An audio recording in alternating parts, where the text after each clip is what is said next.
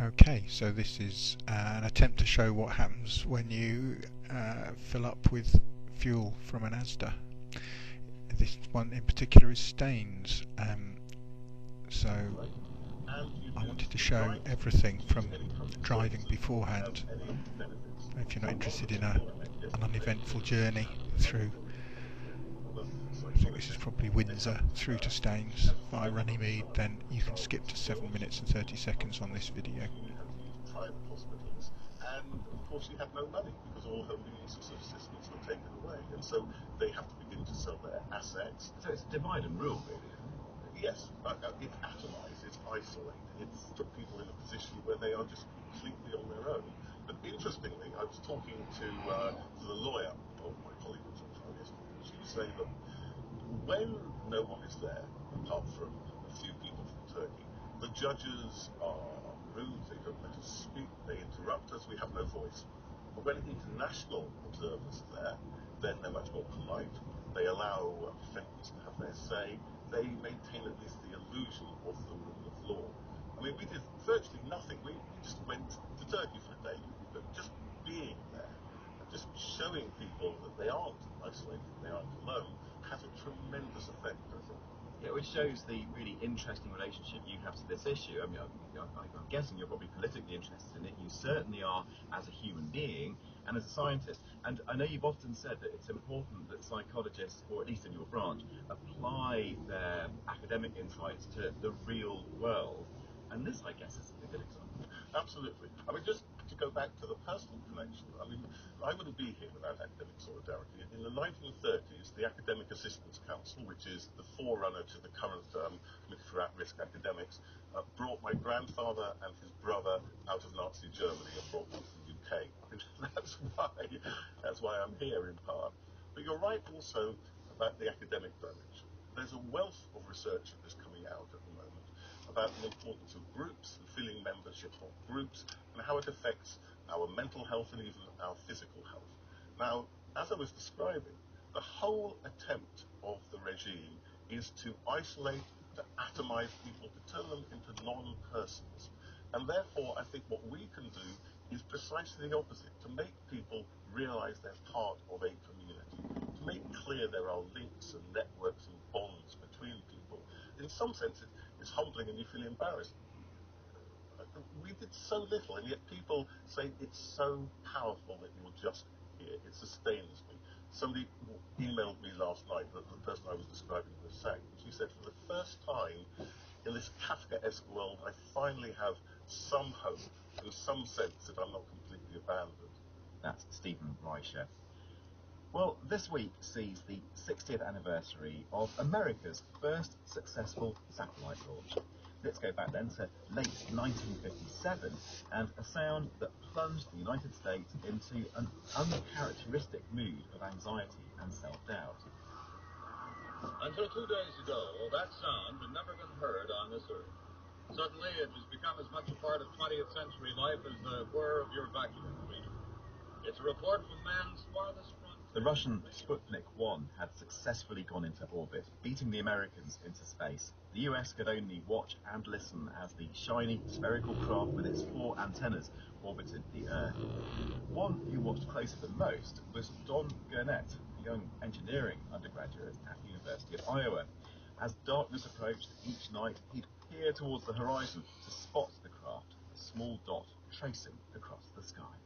They published in the paper the times at which you could see the spacecraft going over, which is pretty much after the sunset, so that the sunlight was shining on the spacecraft, but it was dark down on the ground. And I just remember being tremendously impressed by that. I knew about the possibility of launching the satellite, theoretical possibility. Now the Soviet Union had actually done it. So now the US had to show that it could do it. And on the 1st of February 1958, it successfully launched Explorer 1, a mission that didn't just get the United States into space, but it also did some science. Among the instruments on board was a Geiger tube designed to detect cosmic rays. And to the scientists' surprise, the craft actually picked up more of that, as Don Gurnett recalled when we spoke earlier on. Excited by Explorer 1, he contacted mission scientist James Van Allen and he asked for a job on the back of Explorer's success. But It was a success that, although faded in the shape of ill-fated Project Vanguard, it wasn't a heroic mission to American people. A 6-inch moon that was to have been America's first Earth satellite, and a Vanguard rocket that was to have sent it on its globe-circling career from Cape Canaveral in Florida. You can see the failure of America's first attempt at launching a spacecraft, Vanguard, which became dubbed the Flopnik, because it exploded. Well, I did see the launch just on television, and I just thought it was totally humiliating. A moment or two of high expectation after the firing button has been pressed. Is that a fuel leak there in the first section of the three-stage rocket? Disaster follows, as this official film shows only too clearly. Okay, so here we go. Fuel is getting low in the car. We've got about 80 miles showing on the range, so I decide to fill up at ASDA. I pull in, car running beautifully, as it has done for 14 years, and I find that it's quite full. Lots of people are buying fuel, so I sit here and wait for a little bit. Around the Earth, 2 such belts actually. It was a total surprise. There was no forecast of the presence of high energy particles in the trapped in the magnetic field of the Earth. So it was not forecast, and it was not foreseen. And we finally sort of opened the way to a totally new epoch in the scientific exploration. Express how ambitious that was, not just to get something into space, but also to put scientific instruments on it and get data back down to Earth from those instruments. So Van Allen was really expecting to measure the cosmic ray intensity of the very high altitudes, which is just for a Geiger tube's a counting rate of a few counts per second. So when they discovered it was counting tens of thousands of counts per second, that was just astonishing. I remember Ernie Ray, he was a physicist here, making a statement that space is radioactive. Well, it isn't exactly radioactive in that sense, but just shocked people because it shows, right?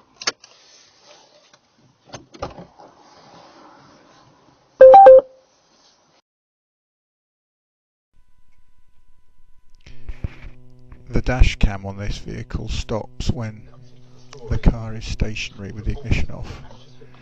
So what I wanted to show was that there was a 60 litre tank. If you put 55 litres of fuel in, there's about 5 litres left, which is consistent with what the range was showing. I'm sitting here, I've just pulled out, filled up at pump 6. I've just pulled out, but for some reason there's this vehicle in front.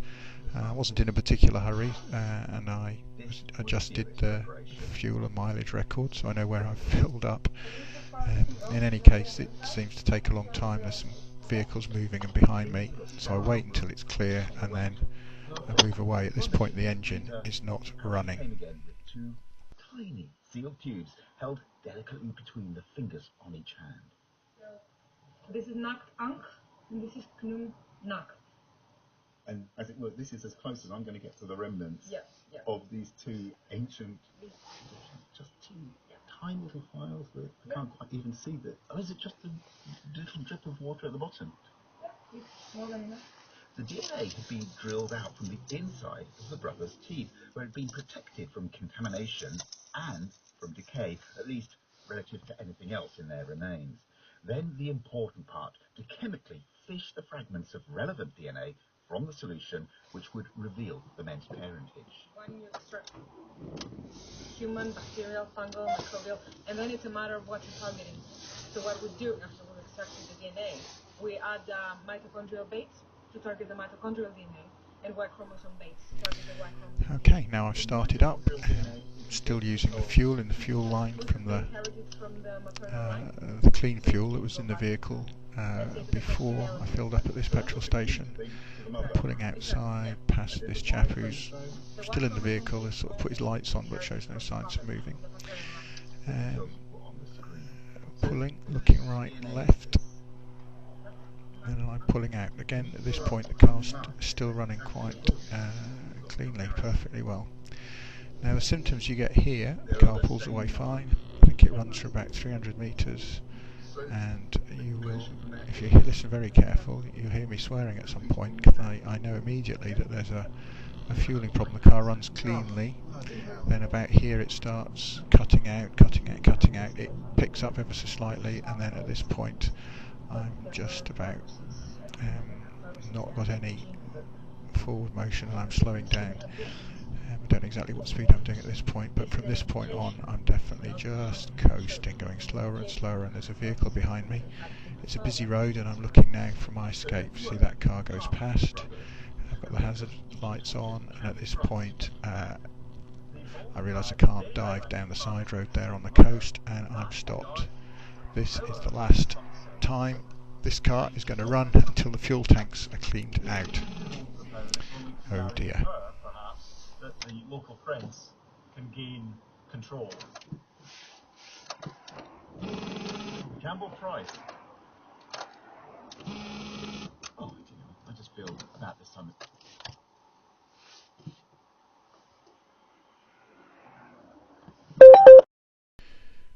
Well, at this point, I thought it might be worth showing the map, a couple of expert diagnoses, and ASDA's response.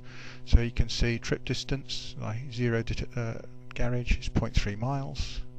Here you can see it took me 6 minutes to fill up in total, including all the waiting behind that vehicle. And here's on the top there's the roadside mechanic who says he suspected fuel contamination, couldn't get the vehicle running.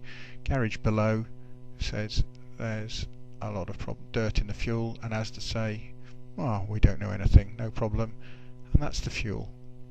Absolutely filthy.